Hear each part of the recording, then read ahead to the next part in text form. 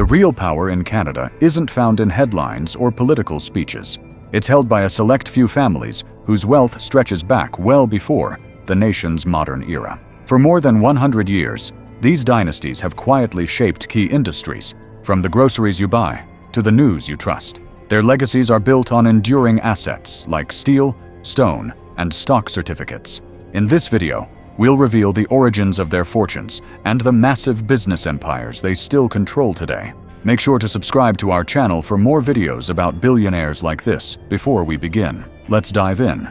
Number 10. The Molson Family. Their journey began in 1786, long before Canada's Confederation, when John Molson, an English immigrant, launched a brewery along Montreal's St. Lawrence River. But Molson was never just about brewing beer. He was a pioneer who reshaped transportation with steamships, helped establish Montreal's first public hospital, and owned Canada's inaugural railway. His philosophy was simple: grow by diversifying and supporting your community. Over time, the Molsons expanded beyond brewing into finance, real estate, and shipping, becoming a foundational force in Quebec's economy and Canada as a whole. Today, their legacy continues with the Molson Coors Beverage Company, a global giant formed through a 2005 merger. The family's influence goes beyond business. They have deep roots in Canadian culture, notably through their long-standing stake in the Montreal Canadiens hockey team, making them guardians of one of the nation's most cherished traditions. Their philanthropic arm, the Molson Foundation, funnels millions into healthcare, education, and the arts. From a small brewery on the riverbank to an international empire and cultural powerhouse, the Molsons exemplify a legacy of enduring wealth and influence that spans centuries.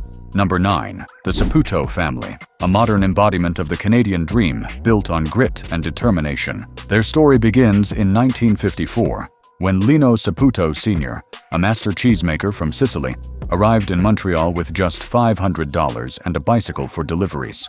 Starting small, they catered to Montreal's growing Italian community, crafting fresh mozzarella and ricotta with an uncompromising focus on quality. That commitment laid the foundation for an empire. Under Lino Saputo Jr., the family business evolved into Saputo Inc., a publicly traded dairy giant. Through savvy acquisitions, they consolidated smaller dairies across Canada and expanded internationally, snapping up brands like Armstrong and Daireland. Today, Saputo ranks among the world's top 10 dairy processors, with operations spanning the US, Australia, Argentina, and the UK. More than just business leaders, the Saputos are pillars of philanthropy in Montreal, with substantial contributions to healthcare and the namesake Saputo Stadium, home to CF Montreal Soccer. Their rise proves that wealth in Canada isn't solely inherited. It can be built from humble beginnings, sustained through leadership, and passed down with a deep sense of community responsibility. Number 8. The McCain Family. Chances are their name is in your freezer right now. From Florenceville, New Brunswick, the McCains built a global empire on one simple idea: the frozen French fry. In 1957, brothers Harrison and Wallace McCain, with siblings Robert and Andrew, founded McCain Foods. Spotting growing demand for convenient restaurant-quality meals at home, they bet on freezing technology applied to the humble potato, a gamble that changed the food industry forever. McCain Foods quickly became the world's largest producer of frozen fries, expanding rapidly into international markets with plants in the UK, Australia, the US, and Europe. Today, their products reach over 160 countries. Their journey wasn't without drama. Harrison and Wallace's 1990s feud over succession nearly split the family and company apart. But the dispute was resolved, and the family retained private control, allowing a focus on long-term growth away from public market pressures. The McCains remain major employers in rural Canada and generous philanthropists, especially in New Brunswick. Their story proves that a simple idea, executed with global vision, can build a dynasty that shapes an entire industry for generations. Number 7. The Richardson Family. It stands as one of Canada's oldest and most private financial dynasties. Few recognize their name, and that's by design. Their story began in 1857 with James Richardson, an Irish immigrant who started a small grain trading business in Kingston, Ontario. Buying grain from local farmers and shipping it east, Richardson built a business rooted in trust and deep market insight. As Canada expanded westward, so did the Richardson Empire. They pioneered the grain industry by establishing a network of elevators across the prairies and helping create the Winnipeg Grain Exchange. For generations, the Richardsons became synonymous with grain, but they understood the need to diversify. Today, while agriculture remains central, their holdings span financial services through Richardson Wealth, oil and gas, and commercial real estate. Still privately owned and run by the sixth generation, the family shuns media attention, focusing instead on steady, long-term growth. Their influence is most visible in Winnipeg, where they have supported the arts, healthcare, and the city's economy for over a century. The Richardsons exemplify old money, building wealth in a core industry, diversifying wisely, and quietly steering Canada's economic landscape from the shadows. Number 6.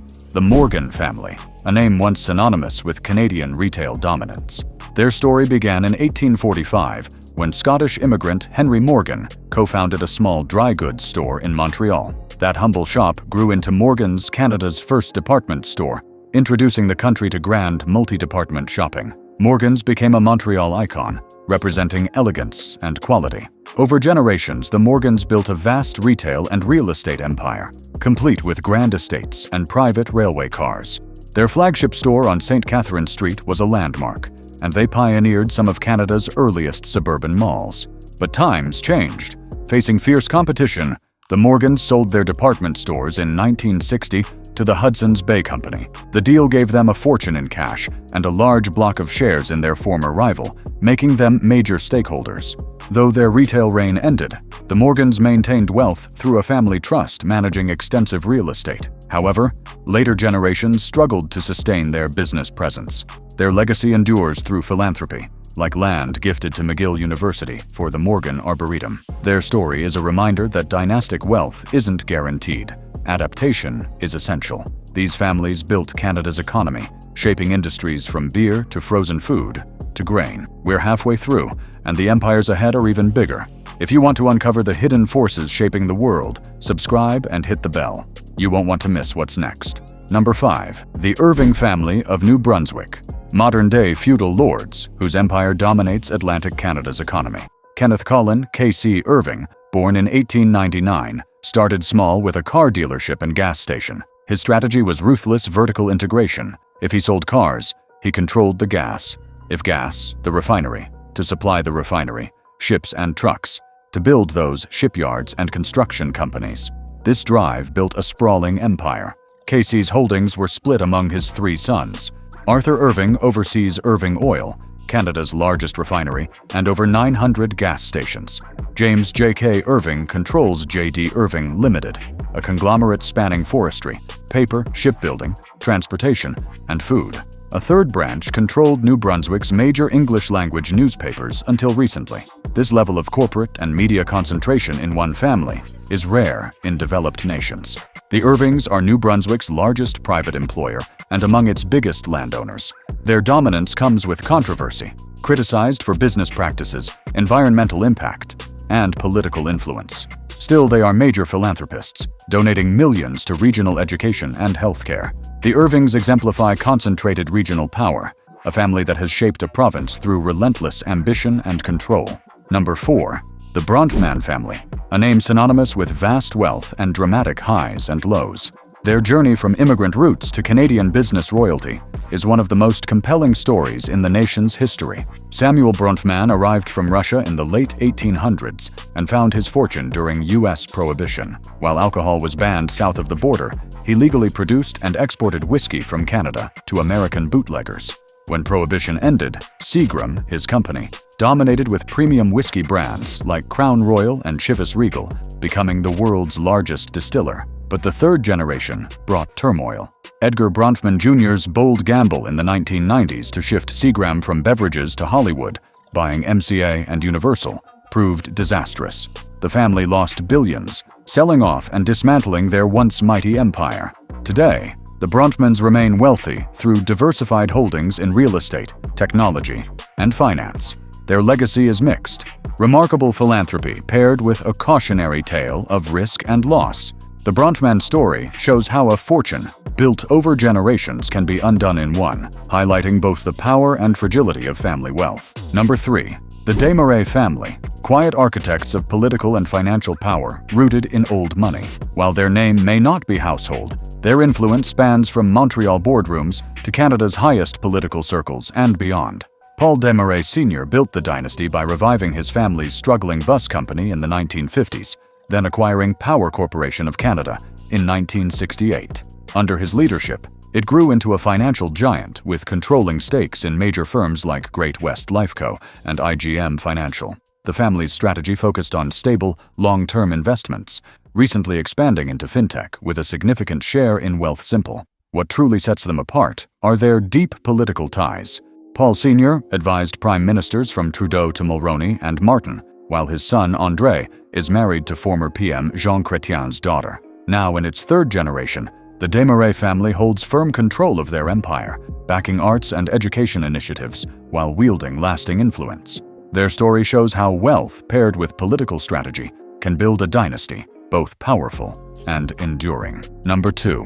The Weston Family. Their empire touches nearly every Canadian daily, from the bread on your table to the groceries in your cart and the medicine cabinet.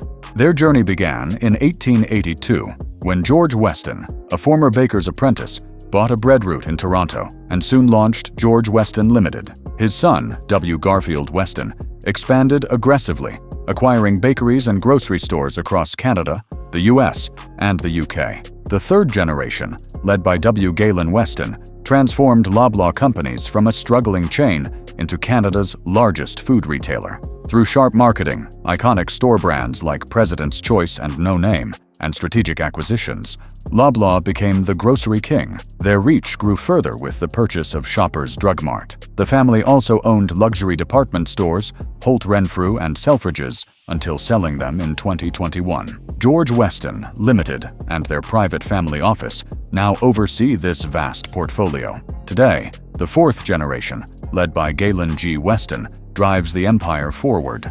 Like other dynasties on this list, the Westons are major philanthropists, donating heavily to healthcare, education, and the arts. From a simple bakery to a retail powerhouse, the Westons exemplify adaptability and lasting influence across 4 generations.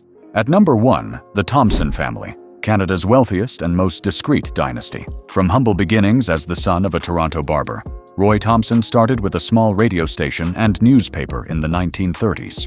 Through relentless acquisition and efficiency, he built a vast media empire, expanding into the UK and earning a hereditary peerage in 1964. His son Kenneth shifted the family's focus from fading newspapers to financial data, spearheading the acquisition of Reuters in 2008 and creating the powerhouse Thomson Reuters.